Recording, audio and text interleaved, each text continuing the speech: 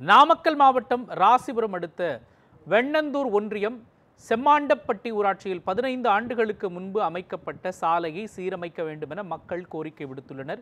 இது குறித்த கூடுதல் விவரங்களை நமது செய்தியாளர் ஸ்ரீனிவாசன் வழங்க கேட்கலாம். ஸ்ரீனிவாசன், எந்த அளவிற்கு அந்த சாலை பாதிக்கப்பட்டிருக்கிறது? அப்பகுதி மக்கள் என்ன மாதிரியான இன்னல்களை சந்தித்து வருகிறார்கள்? அவர்கள் முன்வைக்கும் கோரிக்கைகள் என்ன? பதிவு பண்ணுங்கள்.